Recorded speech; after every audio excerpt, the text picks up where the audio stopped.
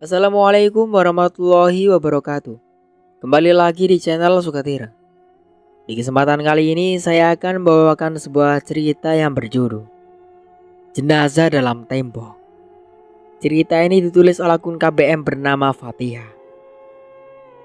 Bagaimana dan seperti apa kelengkapan ceritanya? Tentunya tak usah berlama-lama. Langsung saja kita masuk ke ceritanya.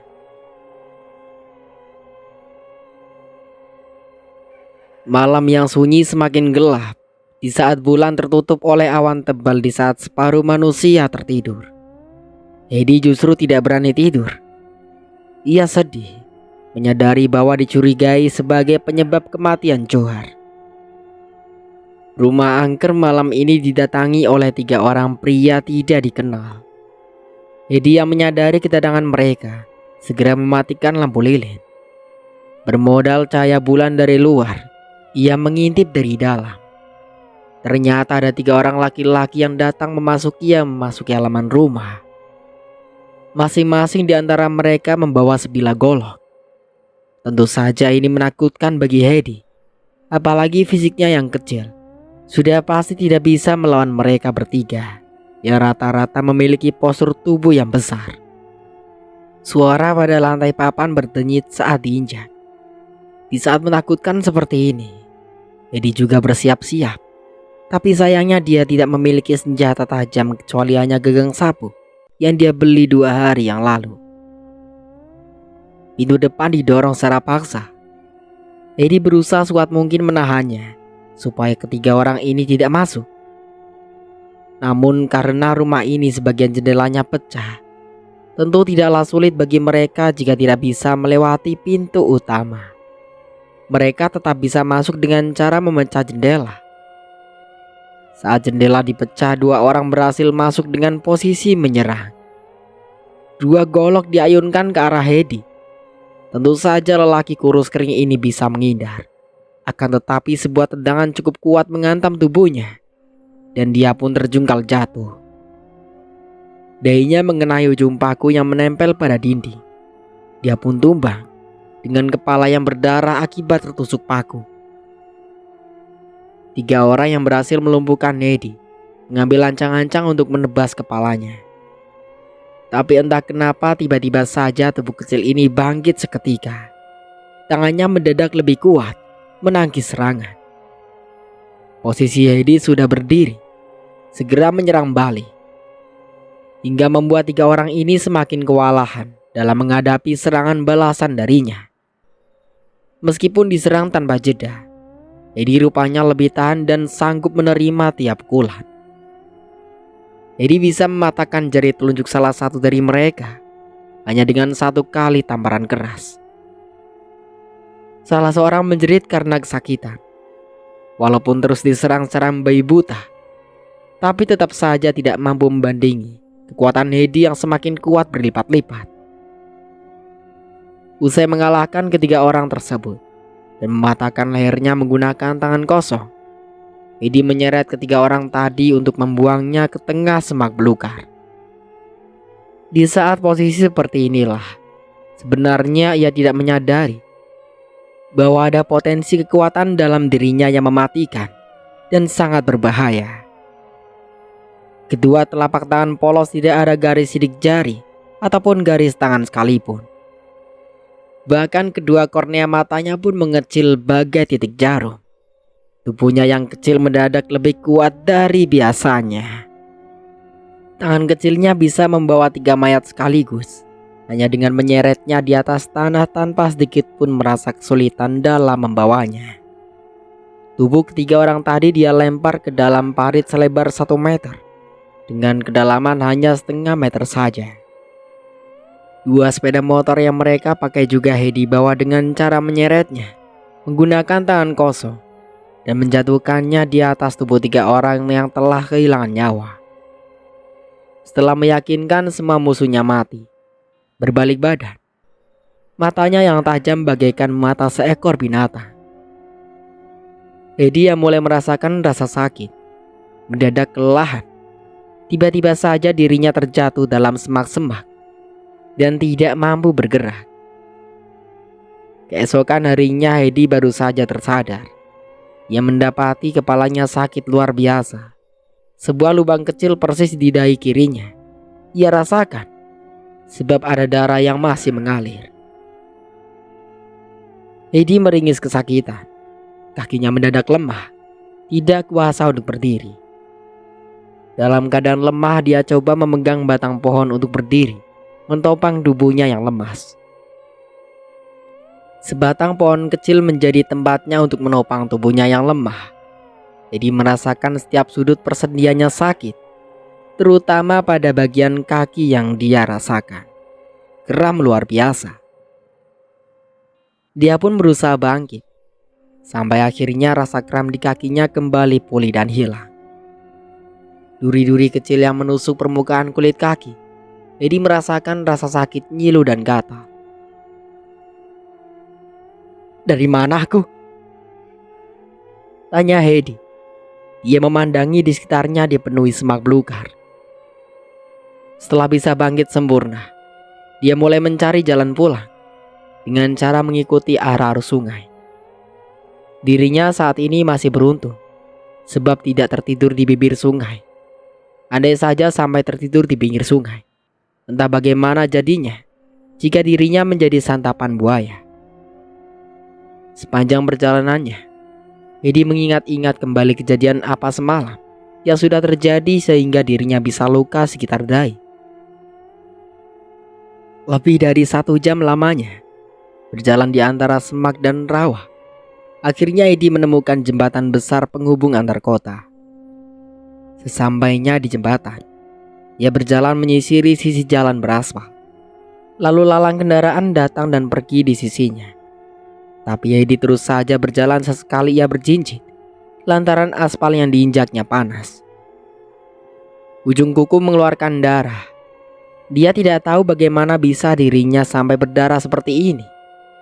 Seorang pengendara sepeda motor menyapa Hedi saat dilihatnya berjalan menawarkan tumpangan. "Hei bang, mau kemana?"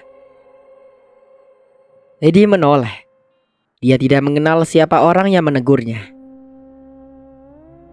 "Mau pulang?" ucap Hedi. "Pulang arah mana bang?" Hedi menunjuk ke arah depan. "Satu jurusan kita bang." "Wah kebetulan, boleh menumpang ikut?" "Iya bisa, kebetulan perjalanan kita juga satu tujuan." Mendapatkan tawaran dari orang tadi, Hedi pun mengiyakannya. Dia naik motor. Hedi meraba luka di dahinya, sakit pada bagian siku, sedang pinggangnya terasa sakit. Ia tidak tahu bagaimana dirinya bisa mendapatkan rasa sakit seperti ini. Akan tetapi Hedi masih memaklumi, sebab sudah biasa baginya dihadapkan pada rasa sakit seperti ini setiap kali bangun dari tidur.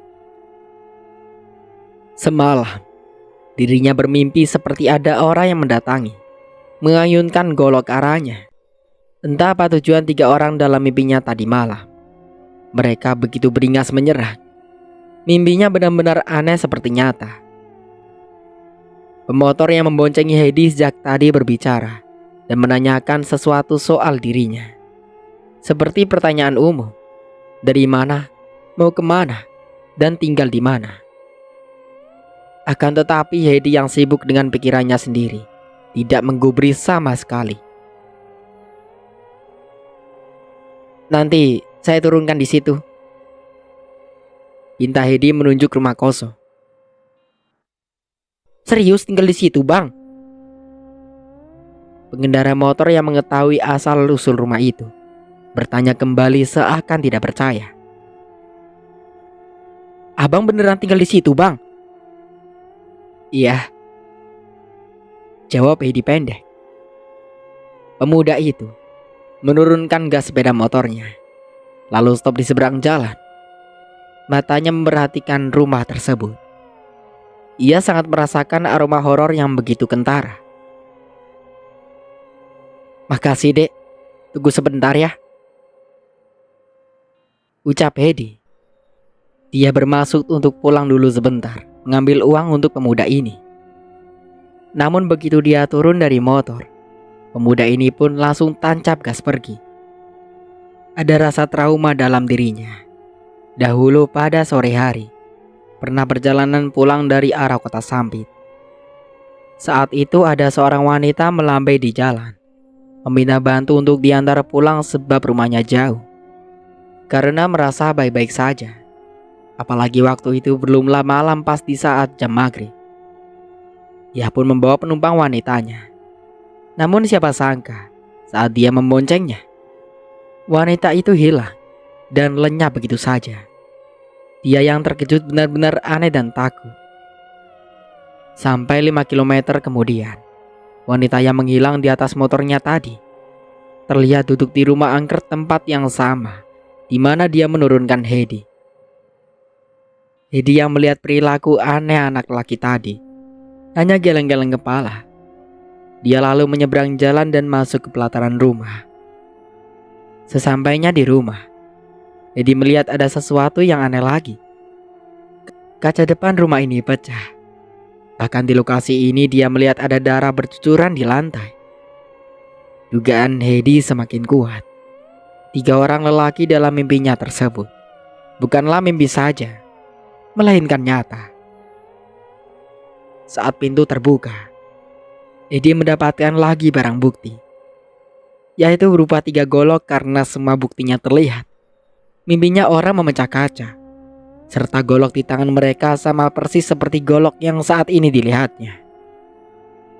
Hedi terdiam. Ia bingung pada dirinya sendiri. Berusaha memutar memori kenangan dalam otak untuk mencari tahu, benarkah ada orang yang sedang memburunya malam tadi? Jika benar, lalu siapa?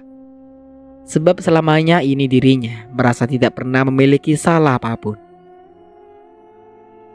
Hedi yang semalam kehilangan memori berdiam sejenak untuk menyusun kembali puzzle dari kepingan memorinya yang hilang. Sehingga kemudian barulah dia benar-benar menyadari bahwa semalam ia memang didatangi oleh 3 orang lelaki misterius. Mereka semua membawa senjata tajam dan menyerangnya secara bertubi-tubi. Hedi kembali teringat bagaimana ayunan demi ayunan serangan mengarah ke wajahnya.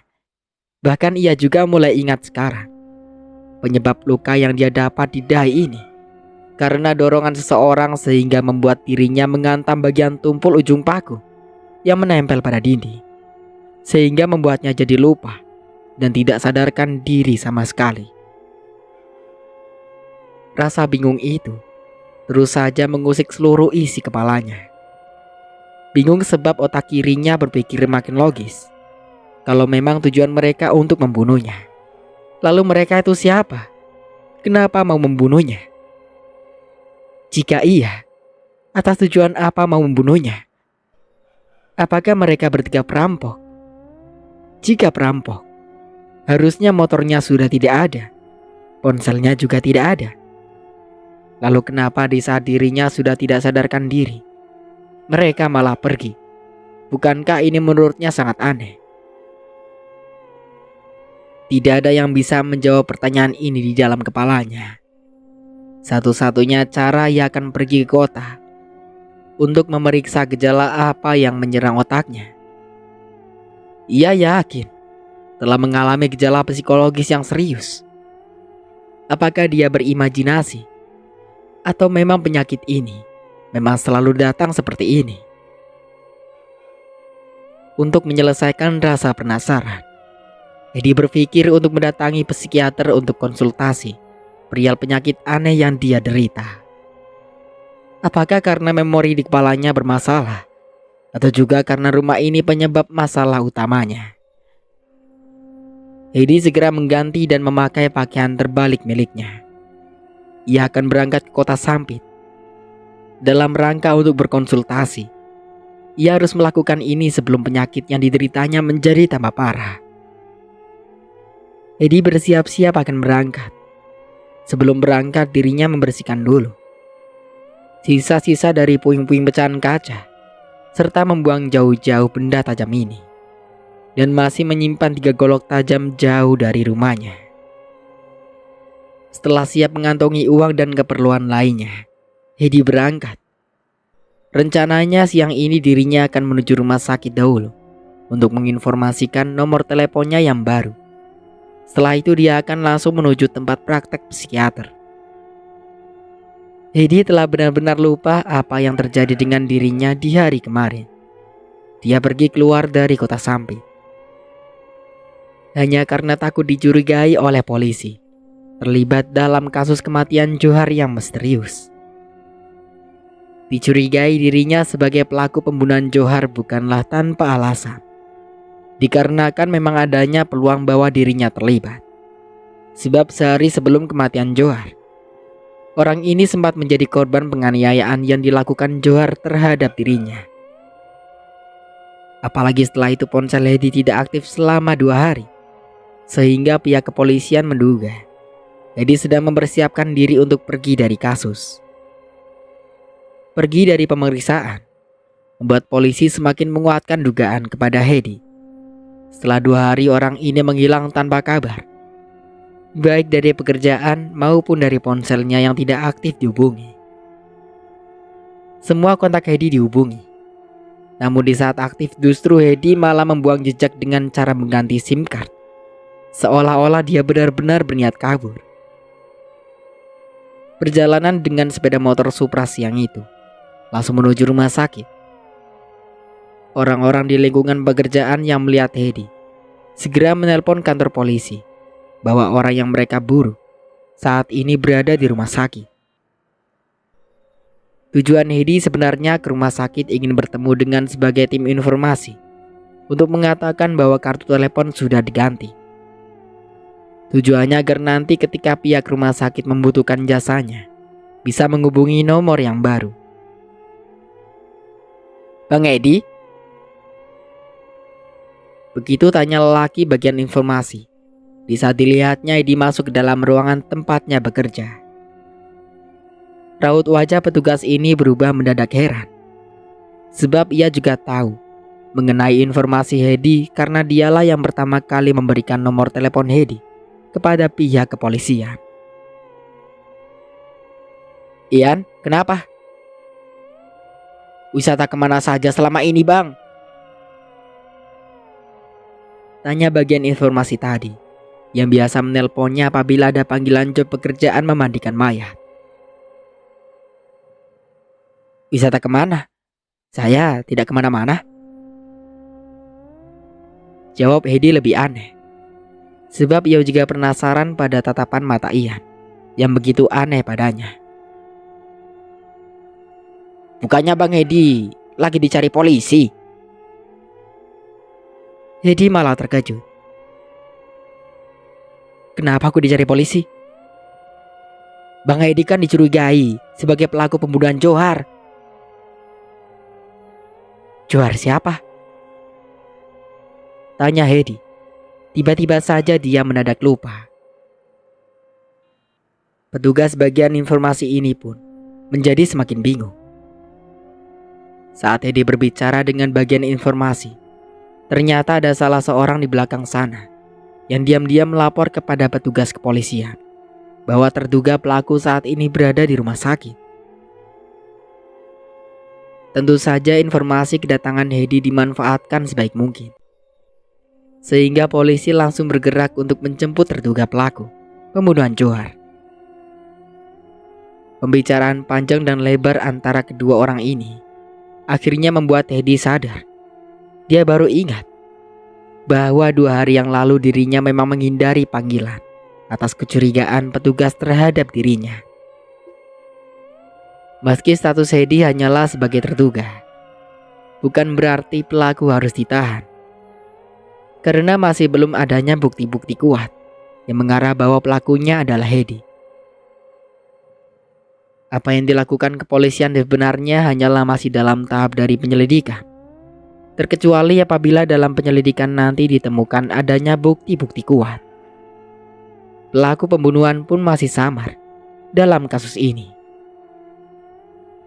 Kasus pembunuhan Johar dan Pak Sutri di perkebunan kelapa sawit, serta kasus mutilasi pada orang mati. Bisa jadi pelakunya adalah orang yang sama, mengingat pelaku memiliki kemampuan yang serupa, yaitu pandai dalam mengaburkan tanda-tanda sidik jari. Itulah mengapa untuk mencari pelaku pembunuhan akan dicari pada lingkungan korban pembunuhan, sehingga orang yang berontak dengan korban akan diperiksa secara bergilir untuk ditanyai. Maka tidaklah heran pemeriksaan awal akan ditujukan kepada orang-orang terdekat dahulu. Lalu kedua terhadap orang berkonflik seperti Hedi yang kemarin dilaporkan oleh istri Johar, yang menjadi bulan-bulanan dari suaminya di hari yang sama sebelum masa pembunuhan. Pihak kepolisian hanya bisa menduga-duga dahulu sampai nanti ada bukti paling konkret yang menunjukkan kalau Hedi lah pelakunya. Namun kecurigaan itu bisa jadi semakin bertambah kuat, apalagi saat Hedi berusaha menghindar saat dihubungi. Maka bisa jadi dia pun saat ini menjadi kemungkinan dugaan terkuat pelaku. Mobil Avanza warna hitam berpenumpang 6 orang masuk area parkir rumah sakit. Dari dalam mobil tersebut keluar 5 orang laki-laki berambut cepak, berpakaian preman, sembari memegang senjata masing-masing. Mereka semua yang keluar dari mobil adalah anggota polisi yang diundang datang setelah mendapatkan informasi dan gambar tentang keberadaan Hedi. Polisi bertindak dengan cara menodongkan senjata. "Jangan bergerak!" bentak polisi. Tentu saja aktivitas penangkapan ini jadi pusat perhatian. Merasa dirinya berada dalam ancaman senjata api, Hedi langsung mengangkat kedua tangan ke atas. Dari belakang seorang laki-laki langsung mendekat, lalu menarik dua tangan Hedi secara paksa dan mengikatnya dengan borgol berwarna putih krom. Hedi disuruh menunduk, dibawa langsung menuju area parkir dan dimasukkan ke dalam mobil. Hedi benar-benar ketakutan. Tentu saja ketakutan, karena seumur hidupnya belum pernah dirinya berurusan dengan kepolisian, apalagi dengan penangkapan yang dituduh sebagai pelaku pembunuhan. Dibawa menggunakan mobil Avanza, sepanjang perjalanan ia banyak diam. Di dalam ruangan tahanan, seluas kamar tidurnya di barak kos, semua barang bawaan Hedi disita, seperti handphone dan barang yang lain. Untuk sementara waktu dijadikan sandera sampai waktu yang tidak ditentukan. Sebelum melakukan penyelidikan terhadap pelaku, polisi terlebih dahulu memeriksa barang-barang bawaan Hedi, termasuk segala informasi, melalui email untuk melacak posisi perjalanan ponsel ini di malam kejadian. Pemeriksaan dimulai dari panggilan telepon, pesan chat, serta SMS dan lain sebagainya. Telah dicoba karena polisi tidak menemukan bukti-bukti konkret yang mengarah pada terduga pelaku. Maka sekarang tujuan mereka adalah untuk menginterogasi Hedi secara langsung dan terbuka. Dari penjelasan pelakulah nantinya semua ini akan terkuak. Apakah pelaku berbohong atau berbicara sesuai dengan fakta yang diceritakannya? Jika memang terindikasi ditemukan kebohongan, maka semakin kuatlah dugaan arahan pelaku terhadap dirinya. Maka polisi pun nanti akan langsung menangkap, menjebloskan ke penjara tahanan untuk sementara waktu sampai persidangan dilakukan. Seorang laki-laki berbadan gempal dan besar memasuki ruangan interogasi. Di dalamnya sudah ada Hedi yang duduk menunggu. Lelaki ini terlihat sangar, berkulit sedikit gelap, sangar dan cukup bisa membuat orang bersalah ketakutan. Tapi karena Hedi merasa dirinya tidak bersalah, dia memandang orang ini tanpa ada perasaan takut sedikit pun, kecuali rasa gugup lantaran pertama kali dalam hidupnya diperlakukan seperti ini. Gimik bentuk wajah dan cara berbicara, serta respon kecepatan dalam menjawab pertanyaan akan masuk dalam penilaian apakah terduga pelaku menunjukkan ekspresi takut dan bersalah.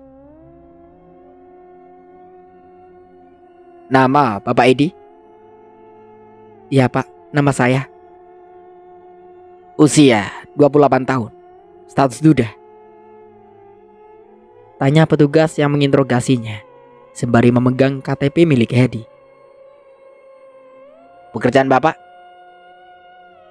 Petugas tidak tetap di rumah sakit. Bidang pekerjaan? Saya seorang pemandi mayat. Begitu jawab Hedi. Lelaki berbadan besar ini pun membolak-balik resume riwayat Hedi. Boleh saya bertanya sesuatu pada Bapak? Iya Pak. Bapak kenal saudara Johar?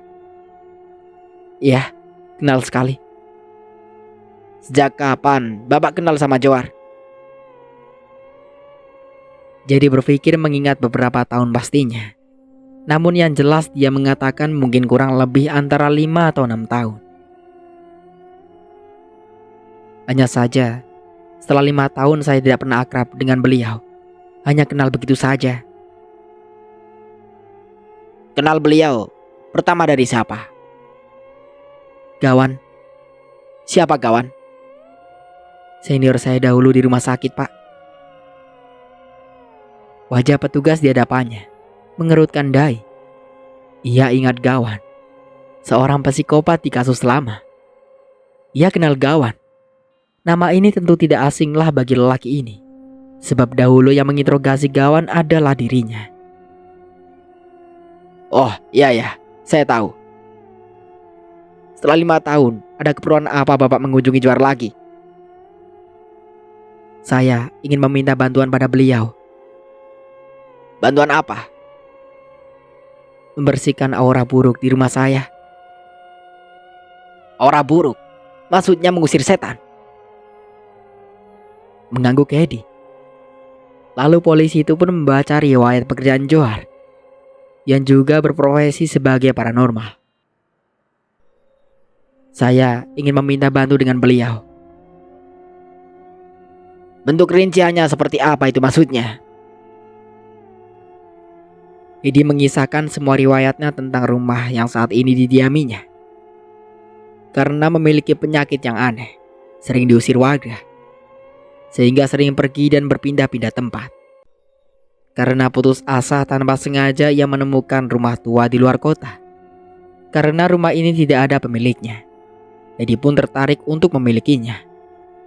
Karena rumah itu dikenal angker, berhantu, dia pun ingat pada Johar kawan seniornya dan meminta bantuan Johar untuk membersihkan rumah hantu tersebut. Begitulah apa yang disampaikan oleh Hedi panjang lebar kepada polisi tersebut. Foto rumah itu yang ini kah? Tunjuk petugas itu sembari cek galeri foto dalam ponsel Hedi. Polisi yang mendengar segala informasi yang disampaikan oleh Hedi mencatat poin-poin penting dalam penyelidikan ini. Riwayat perjalanan dalam Google Map, serta pelacakan GPS yang terekam dalam handphone Samsung milik Hedi.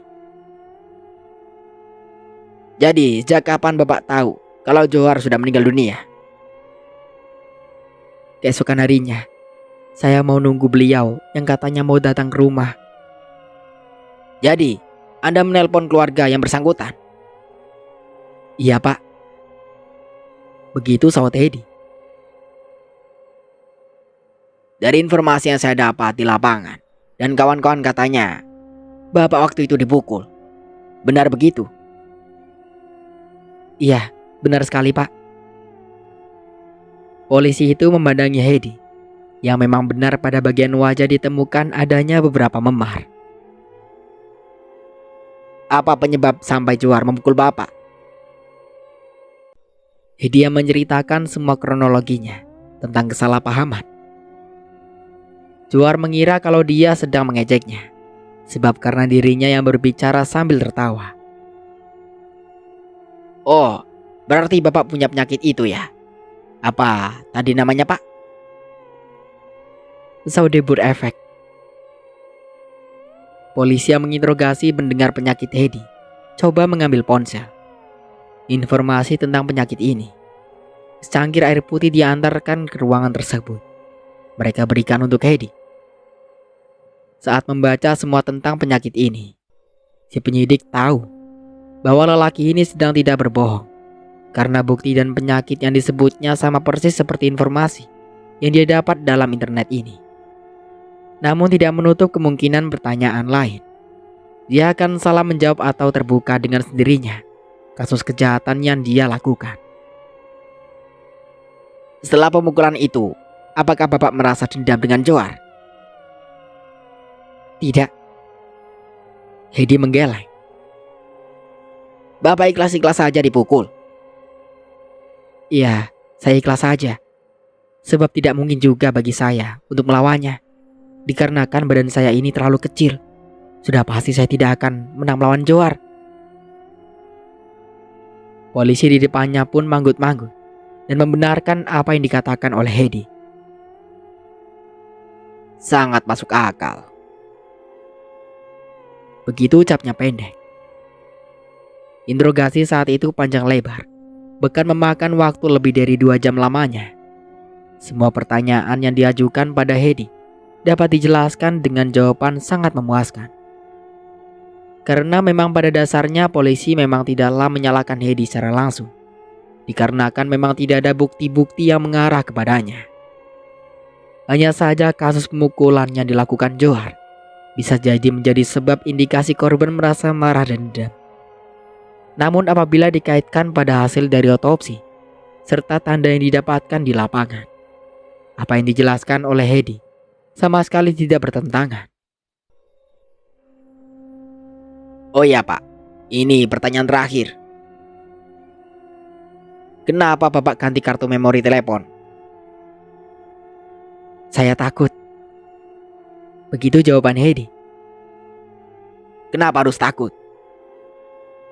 Saya takut tertuduh sebagai pelaku pembunuhan, mengingat banyak sekali nomor telepon asing meneror dan pertanyaan-pertanyaan mencekam yang menyudutkan saya, seolah sayalah pelakunya. Belum lagi, saya harus menjawab segala pertanyaan dari teman-teman saya di rumah sakit. Oke, jika Bapak memang tidak merasa bersalah, kenapa Bapak lari dan menghindar sampai mengganti kartu? Tanpa berpikir, Hedi langsung menjawab. Ia berkata langsung pada inti poin. Saya belum pernah berurusan dengan hal seperti ini, apalagi berurusan dengan pihak kepolisian. Sebagai orang awam yang tidak pernah terlibat pada kasus-kasus kejahatan, tentulah saya menjadi gugup dan takut setengah mati. Itu adalah alasan logis saya kenapa harus menghindar. Jawab Hedi langsung serta cepat. Tanpa berpikir, artinya yang menyampaikan sebuah informasi dengan ingatan informasi memori di kepalanya. Sehingga jikapun dia berbohong, polisi tentu sangat mudah membaca ekspresi wajah seorang bersalah yang berusaha menutupi kesalahannya. Ciri orang bersalah yang berusaha menutupi kesalahan dan berbohong tentu sangat mudah dibaca, hanya dengan memperhatikan pola bicaranya, tatapan mata serta gerakan pada dahi. Wajah orang bersalah tentulah sangat mudah dilihat, apalagi untuk orang berpengalaman seperti penyidik ini. Bisa dan mudah menilai seorang itu berbohong atau tidak hanya melalui ekspresi wajahnya. Jika seorang itu berbicara sembari berbohong, wajah pelakunya akan terlihat berkerut pada bagian dahi, sedang matanya mendadak tidak fokus melihat ke arah lain, dan kebanyakan menghindar tatapan mata langsung saat diinterogasi. Kenapa alasannya? Disebabkan karena sebelum berbohong, seorang pendusta akan memanfaatkan waktu yang sedikit untuk berpikir lebih keras. Namun pada perkara yang satu ini, Hedi menjawab dengan simpel dan cepat. Oke, baiklah. Dalam kasus ini sementara kami tidak menahan Bapak hari ini. Benarkah, Pak? Kami sejak tadi sudah mempelajarinya, lalu mencocok segala informasi serta membaca semua penjelasan Bapak Hedi. Untuk ini, saya minta waktu untuk pamit sebentar. Setelah ini, saya akan mendiskusikan nasib Bapak. Apakah masih tetap di sini atau diperboleh untuk pulang? Kalau saya pribadi sebenarnya sudah tidak ada masalah apa-apa soal Bapak. Terima kasih Bapak Polisi, ucap Hedi. Wajahnya yang nampak terlihat bahagia sekali. Mari silakan diminum dulu. Maafkan kami, hanya bisa kasih air putih dulu untuk Bapak Hedi. Polisi itu pun keluar ruangan untuk berkumpul. Edi sebenarnya merasa gerah dan panas, dihantui oleh rasa gugup. Itu pun segera meneguk air putih yang telah disediakan di atas meja. Sembari menunggu petugas berbadan besar ini datang kembali masuk ruangan, ia duduk sendiri, sembari berharap-harap cemas agar diberikan kepercayaan, agar tidak sampai ditahan. Edi saat itu dibiarkan dirinya sendiri ditinggal selama dalam ruangan. Lebih terlihat pasrah dan diam. Sebuah diskusi darurat telah dilakukan dengan mengumpulkan semua penyidik kepolisian yang saat itu sedang duduk dalam sebuah hasil investigasi yang dibeberkan dalam proses selidik, termasuk Fana yang waktu itu ikut menginvestigasi penemuan jenazah di lapangan. Setelah melewati pemeriksaan yang panjang, akhirnya keluar keputusan bersama yang lebih banyak memilih bahwa Hedi tidak bersalah karena semua petunjuk serta tanda-tanda lain tidak ada yang mengarah padanya. Perdebatan antara penyidik tidaklah terlalu alot. Bahkan mereka semua bersepakat untuk membiarkan lelaki ini dalam ruangan interogasi ini dilepaskan. Maka sebagai syarat dibebaskan, pilihan terakhir ialah meminta untuk menyalin sidik jari Hedi sebelum dia diberikan izin untuk meninggalkan ruangan itu nantinya. 15 menit kemudian, penyidik masuk kembali ke ruangan interogasi. Kali ini ia datang bersama rekannya, seorang wanita. Seperti kata saya tadi, Pak. Bapak tidak ditahan. Cuma kami meminta kepada Bapak untuk membantu kami. Identitas Bapak, termasuk sidik jari Bapak, kami salin. Baik, Pak, sahut Hedi. Wanita yang datang bersama petugas penyidik menempelkan sidik jari Hedi pada sebuah benda kecil berwarna hitam. Benda perekam telah menyalin segala identitas sidik jari tangan Hedi. Tempelkan 3 sidik jari Bapak di sini, pinta petugas wanita itu. Hedi pun menempelkan 3 jari. Sudah, ucap Hedi. Mohon maaf Pak, tolong diulang lagi. Petugas lelaki yang tadi menginterogasi Hedi pamit keluar dan menyerahkan pekerjaannya pada wanita yang saat ini menyalin sidik jari Hedi. Sudah, Bu. Wanita yang saat ini memegang komputer melihat pada layar. Ia sama sekali tidak melihat ada garis pada sidik jari Hedi. Karena penasaran, ia pun kembali meminta Hedi untuk menempelkannya kembali. Kali ini ia membimbing tangan Hedi agar benar-benar tepat menempelkan 3 jarinya. Pak, mohon maaf, bisa saya melihat jari Bapak? Pinta wanita ini yang sejak tadi penasaran. Kenapa sidik jari lelaki ini tidak bisa terbaca sama sekali? Hedi mengangkat telapak tangannya dan menunjukkan pada wanita yang saat ini bersamanya. Saat dibukanya telapak tangan Hedi, betapa ia terkejut. Bagaimana bisa ada manusia yang tidak memiliki sidik jari? Bahkan garis telapak tangan pun tidak punya. Setiap manusia yang terlahir di dunia pasti terlahir dengan kode genetika yang berbeda-beda, baik itu DNA-nya maupun sidik jari. Tahukah sidik jari? Coba teman-teman perhatikan ruas pertama jari tangan kita. Biasanya ada lengkungan-lengkungan bulat yang menyerupai labirin apabila kita lihat menggunakan kaca pembesar. Sampai saat ini masih belum ada orang tanpa sidik jari yang boleh meninggalkan negaranya, kecuali ada alasan tertentu. Mengingat apabila orang tersebut melakukan tindak kejahatan, maka negara akan kehilangan peluang untuk mendeteksi pelaku. Karena berulang-ulang gagal, akhirnya petugas wanita ini menyuruh Hedi untuk menempelkan telapak kakinya pada alat perekam. Selain telapak kaki, ketika itu ia juga disuruh melakukan perekaman pada retina mata yang dihadapkan pada benda kecil untuk ditangkap dalam perekaman secara otomatis. Baiklah, terima kasih atas segala bantuan serta informasinya. Bapak sekarang diizinkan boleh pulang. Hedi tidak menyangka sama sekali kenapa selama di dalam ruangan itu dia bisa selancar itu dalam berkomunikasi. Padahal posisinya dalam keadaan gugup. Rasa takutnya seolah hilang karena dia memang tidak merasa melakukannya. Yang paling anehnya lagi, biasanya dalam keadaan panik ataupun tertekan. Seperti biasa, dia akan merasakan perubahan emosi, seperti keinginan tertawa selama beberapa jam. Di sana itu sama sekali tidak terjadi.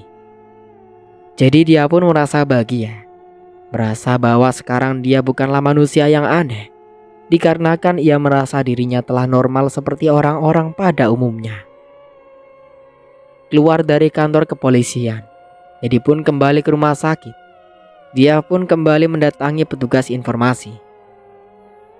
Petugas informasi ini pun menyalin nomornya, dan mereka pun berbincang-bincang kembali tentang kerjaan kasus yang baru saja terjadi mengenai dirinya. Usai mengunjungi rumah sakit kali ini, Hedi akan mendatangi psikiater untuk konsultasi terhadap penyakitnya.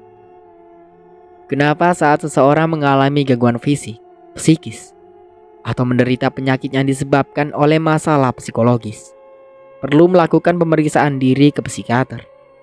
Disebabkan karena apabila mengalami gangguan kecemasan secara berlebihan, seperti sulit tidur, mengalami depresi, tidak dapat berdiam diri, selalu gelisah, merasa sedih atau hampa tanpa sebab apa-apa, dan selalu merasa takut yang berkepanjangan tanpa sebuah alasan yang jelas, maka gejala seperti ini perlu membutuhkan bimbingan dari seorang psikiater. Usai berkonsultasi untuk penyakit psikis yang dideritanya, Edi menerima beberapa resep obat-obatan yang nantinya akan ia konsumsi secara rutin untuk meredakan penyakit kegelisahan dan ketakutan. Apalagi dirinya sangat khawatir di saat tidur tubuhnya bisa pergi kemana saja tanpa kontrol dari dirinya. Setelah melewati 1 hari yang melelahkan, Edi memilih pulang ke rumah. Meskipun hari ini dirinya sesaat ada job pekerjaan, akan tetapi dia lebih mengistirahatkan tubuh dan pikirannya, sehingga dirinya lebih memilih untuk kembali untuk pulang ke rumah. Dalam benak Edi berpikir, rasanya lelah hidup seperti ini, miskin dan tidak punya apa-apa. Bahkan untuk tempat tinggal pun dia tidak peduli lagi. Walaupun semua berkata bahwa rumah yang saat ini ditempatinya adalah rumah iblis, rumah kutukan. Yang dia tahu saat ini hanyalah tempat tinggal dan tidak memiliki tetangga. Sebab sudah lelah dirinya mengalah, menerima hinaan serta marahan orang lain. Belum lagi ocehan di belakang dirinya yang mengatakan bahwa dia mengalami gangguan jiwa. Bahkan anak-anak di salah satu tempat dia menyewa rumah dahulu selalu mengejeknya dengan panggilan orang gila. Mungkin bagi Hedi menjadi orang gila sekalian lebih baik, karena sudah tidak lagi menanggung perasaan ataupun malu, daripada menjadi manusia waras namun dikira orang gila. Sebelum pulang, Hedi menyempatkan dahulu untuk berbelanja segala kebutuhannya nanti di rumah. Seumur hidupnya ia tidak pernah memasak, kecuali hanya merebus air. Itu pun hanya untuk menyiram bubuk kopi kemasan. Seperti biasa jika sudah beranjak malam, apabila sedang memikirkan soal nasibnya, Hedi tidak jarang akan tertawa sendiri. Tawa yang dibuat oleh mulutnya adalah tawa palsu, di mana sesungguhnya semua bertolak belakang dengan perasaan hati. Matanya mulai merasa berat. Secangkir kopi dan beberapa batang pucuk rokok yang dihisapnya rupanya tidak mampu mengusir rasa kantuk. Hedi lalu berdiri, mengambil rantai motor. Ia sengaja tidak mengunci motornya menggunakan rantai dan gembok. Ia akan menggunakan rantai dan gembok ini untuknya sendiri. Selesai menggembok kakinya sendiri, Hedi lalu menyembunyikan kunci di bawah bantal. Dirinya kali ini benar-benar tidak ingin kejadian di malam-malam yang lalu terulang kembali. Bahkan ia sudah mulai mencurigai beberapa kejadian yang beruntun terjadi adalah bagian dari perbuatannya yang tidak disadari. Rumah angker yang berada di pinggir jalan poros antara kota dalam provinsi ini, pada malam ini kembali diintai oleh seseorang. Rumah ini sebenarnya, jika dilihat dari jalan sesungguhnya, tidak terlalu terlihat, lantaran ditutupi oleh semak belukar yang tinggi, serta pohon-pohon liar kecil yang menggari halaman rumah. Namun apabila dilihat dari sisi samping, keberadaan rumah ini cukuplah terlihat jelas. Malam itu, seorang laki-laki mendapatkan pekerjaan untuk mengincar penghuni rumah itu. Ia dibayar oleh seorang dengan harga 5 juta rupiah, asalkan dapat membunuh Hedi dan mengambil semua barangnya, terutama tas kecil yang selalu dia bawa. Pelaku yang dibayar ini pun tidak tahu alasan apa sebenarnya kenapa Hedi harus diburu sampai mati. Dan anehnya lagi, hanya boleh melakukan tugas ini pada malam hari saja. Pelaku yang saat ini mengintai Hedi berjalan mengendap melalui sisi sebelah kanan rumah. Saat itu ia memakai kaos hijau yang ditutupi dengan jaket berwarna coklat kulit. Ia membawa samurai bekas, tetapi walaupun bekas, pada bagian ujungnya tetaplah tajam. Sebelumnya pembayar pernah mengupah 3 orang untuk membunuh Hedi, namun penyerangnya malah meregang nyawa. Kali ini ia mengirim orang lagi. Pelaku ini akan menyerang seorang diri. Ia akan menyerangnya sebelum targetnya tertidur. Ia tahu bahwa lelaki ini memiliki sisi lain yang lebih mengerikan apabila dalam keadaan sedang tidur. Hedi yang menyiapkan tempat tidur bersiap untuk beristirahat. Selimut tebal sudah menutupi sebagian tubuh. Dirinya malam itu hanya berharap malam ini tidak hujan, sebab atap rumah ini sudah bocor parah. Lelaki misterius yang mengintai rumah Hedi memastikan bahwa ketika itu tidak ada orang lain yang memperhatikan aktivitas penyerangannya. Setelah yakin merasa aman, dia pun segera mendatangi rumah itu dari pintu depan. Langkah kakinya mengendap berjalan pelan agar tidak menimbulkan suara berbunyi. Baru memasuki halaman rumah ini saja, ia sudah merasakan sebuah perasaan tidak biasa. Sebuah perasaan aneh, merasa seperti diteror oleh aura yang menurutnya mistis, seperti sedang membisikkan perasaan takut di kepalanya. Dahinya berkeringat, telapak tangannya basah, ditambah lagi suara khas malam seolah sedang meneror dirinya. Terutama di belakangnya, ia merasakan seperti diikuti seseorang. Tetapi siapa? Sebab tidak ada tanda atau bekas apapun, kecuali hanya bersisa oleh rasa takutnya sendiri. Saat baru saja dirinya mengalihkan pandangan ke belakang, ternyata di hadapannya kini telah berdiri lelaki kurus yang rencananya akan menjadi target serangan. Lelaki itu berdiri dengan ekspresi wajah tersenyum, namun menakutkan. Lelaki yang dia lihat adalah Hedi, sembari memutar kepalanya 180 derajat. Matanya mendadak putih, hanya menyisakan sedikit titik hitam pada bagian tengah. Lelaki yang hendak menyerangnya itu kini ketakutan. Ia malah berusaha berlari sekuat tenaganya menghindari Hedi. Sebab ia tahu Hedi bukanlah lagi lelaki yang lemah seperti di siang hari, tetapi dia adalah iblis yang sesungguhnya apabila di malam hari seperti saat ini. Hedi mengejarnya. Caranya berjalan bukanlah seperti berjalan biasa, melainkan seperti berjalannya seorang yang bisa hilang lenyap dalam kegelapan. Tidak bersuara, bahkan suara nafasnya pun tidak terdengar. Kehadirannya benar-benar sangat menakutkan, bahkan memiliki kekuatan yang luar biasa jika membunuh tanpa ampun. Wajahnya dipenuhi teror. Tatapan matanya seakan seperti sihir yang dapat menjemahkan seluruh persendian tulang. Dirinya kini bukanlah lelaki yang lemah. Dia bisa menyerang siapa saja, terutama orang-orang yang dibencinya, di mana hati dan makhluk ini benar-benar terpaut, sehingga sosoknya benar-benar berbeda dari sosoknya yang lain. Lelaki yang hendak menyerangnya itu berlari sekuat tenaga sambil berteriak meminta pertolongan, berharap ada yang mendengar teriakannya. Lelaki ini terus berteriak, namun lagi-lagi Hedi lebih cepat daripada larinya. Tangan kecil itu memulas tangan lelaki yang hendak membunuhnya sampai berbunyi. Seluruh tulang persendiannya terasa patah. Begitu juga dengan pangkal paha tulang pada bagian dalam terlepas dari tulang pinggang. Hedi menatap matanya sehingga orang ini tidak bisa lagi bergerak. Matanya melotot karena ketakutan. Usai mematikan korbannya tidak bernyawa, Edi menyeret jenazah lelaki ini di atas aspal dengan cara menarik kaki dan membiarkan bagian wajah bergesekan pada aspal yang tajam. Untuk sementara aku cukupkan dulu ceritanya sampai di sini. Sampai jumpa kembali di part berikutnya. Saya Mang Dayun pamit undur diri. Kurang lebihnya mohon maaf. Wassalamualaikum warahmatullahi wabarakatuh.